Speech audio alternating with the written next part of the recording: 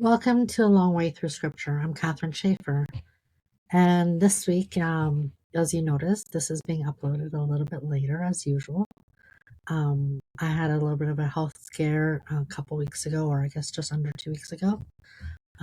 So thank you for grace. And if you've been following my social media, for any prayers, it's much appreciated. And thank you so much. So this week, everything's just moving a little slower, and that's exactly what this Bible study is there to do. It's there to pick up when life gets a little bit fuller, when it gets a little bit heavier. It's to pick up as you go. So that's what this is exactly embodies. So we're going to pick up where we left off, week 6. I'm just going to go through what this is for anybody who's new. Otherwise, thank you for being here. So this is a slow week-by-week walk through the Bible, taken without rush or pressure. Each week we'll gently orient ourselves to where we are in Scripture, what kind of ground we're walking on, and one simple reflection to carry with us as we read. This isn't a daily reading challenge or a checklist. You can start wherever you are. Move at your own pace. Pause when life gets full, or return later. There's no catching up required here, just the invitation to stay with the text, one passage at a time. And I'm really glad you're here. So let's begin with week 6, Leviticus 1 to 16, learning to stay close. So when we arrive in Leviticus, the story doesn't move forward in the way we've grown used to. There's no journey, no escape, no crisis to outrun. The people are no longer leaving Egypt, no longer crossing water, no longer watching the horizon for enemies. They are camped, and for the first time, the tension is not coming from outside them. It's coming from the reality that God is now living in their midst. The end of Exodus left us with that quiet, weighty image, the tabernacle finished, the glory of the Lord filling it, and the people standing outside, aware the God who had thundered from the mountain was now dwelling at the center of their lives. Leviticus begins from that moment. It doesn't introduce a new crisis, it introduces a new question. What does life look like when God is no longer distant, when His presence is not a rare event, but a daily reality? This is the place where many reading plans slow down or stop altogether. I know mine have all too often. Not because people stop caring, but because the rhythm of the text changes. Genesis gave us families and promises. Exodus gave us rescue and movement. Leviticus gives us instructions, rituals, and repeated patterns. It feels less like a story and more like a manual. And most of us are not drawn to manuals. We want motion, resolution, something to carry us forward. Leviticus asks us to stay still long enough to learn what closeness to God actually requires. The book opens with offerings, and the repetition can feel heavy if we're reading quickly. But if we slow down, we begin to notice what is really happening. God is giving the people a language for relationship. They are not being told to impress Him or earn His presence. His presence is already there. These offerings exist so the relationship doesn't collapse under the weight of human failure, gratitude, fear, or ordinary life. The people are being taught how to approach, how to acknowledge when something has gone wrong, how to express thanks, and how to return when they've drifted. The system is not built on the assumption that they will remain pure and perfect. It is built on the assumption that they won't, and that God still intends to remain among them. This is one of the quieter mercies of Leviticus. It does not pretend people are better than they are. It does not demand flawless behavior before allowing closeness. Instead, it creates steady rhythms that allow the relationship to survive real life. As the focus shifts to the priest, the tone becomes more serious. The priests are not portrayed as spiritual celebrities or moral superiors. They are caretakers of something dangerous and holy. Their role is not glamorous, it is careful. Every movement matters. Every action carries weight because they are serving in a space where God's presence is real, not symbolic. The story of Nadab and Abihu interrupts the flow abruptly.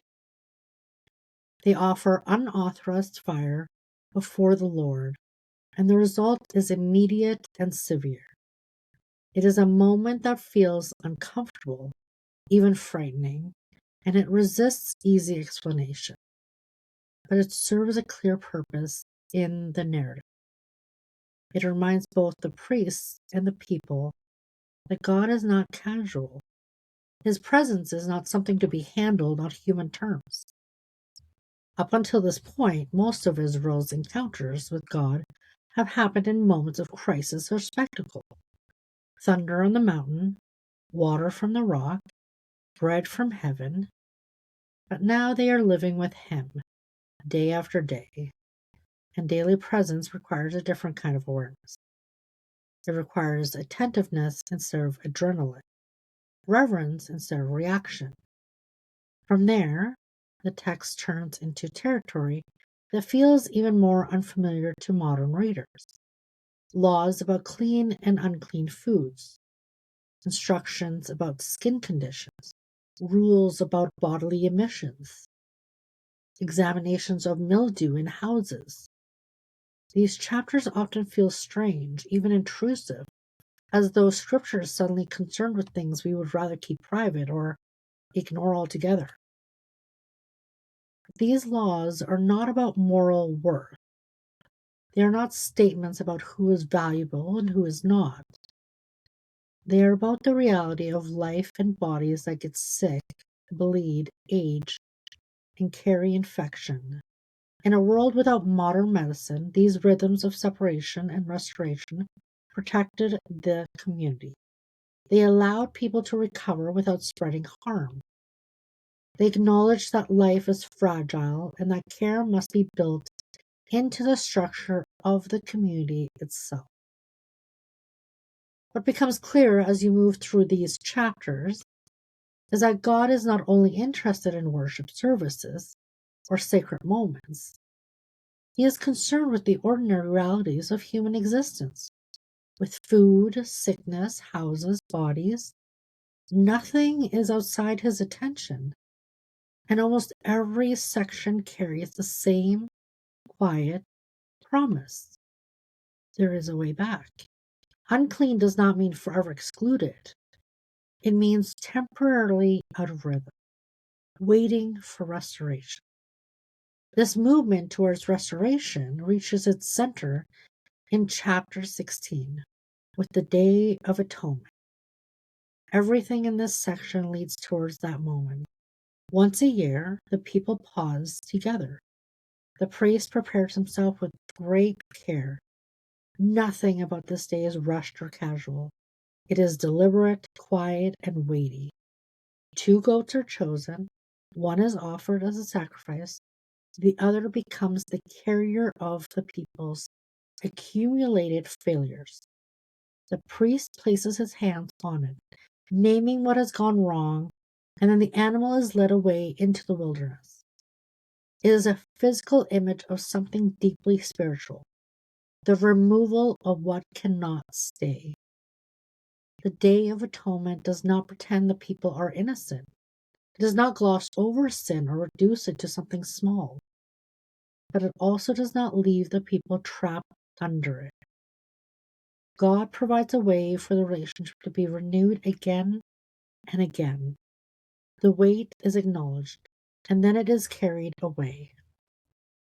Leviticus, at its heart, is not a book about perfection. It is a book about maintenance, about the quiet, repeated work of keeping a relationship alive. It is about what it looks like to live near God in the ordinary rhythms of life, not just in dramatic moments of rescue or revelation. So as you read through these chapters, you may feel the urge to rush. You may find yourself skimming or wondering why so much space is given to details that feel distant from modern life. That impulse is understandable. We are trained to look for movement and resolution, not repetition and rhythm. But Leviticus is trying to teach a slower lesson. It is teaching attentiveness. That closeness to God is not sustained by dramatic experiences, but by steady, careful practices that make room for His presence day after day. The people are no longer slaves, no longer wandering without direction. They are living in the presence of God, and that presence shapes everything, from worship to meals to sickness to forgiveness. Nothing is outside His influence. The reflection to carry with you this week is a simple one.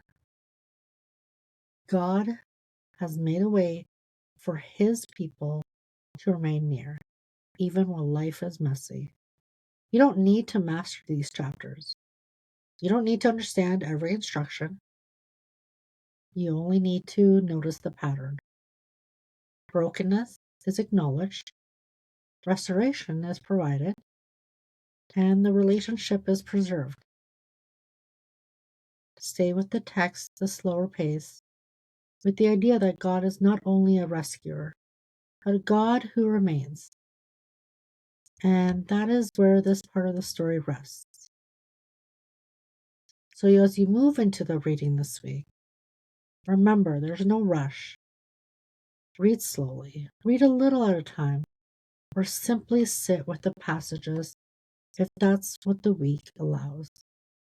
Scripture doesn't ask us to perform, it invites us to remain. You can find the full 52-week reading plan and more information at katherineschaefer.com. Thank you for walking this long way with me. I'll meet you here again whenever you're ready to return.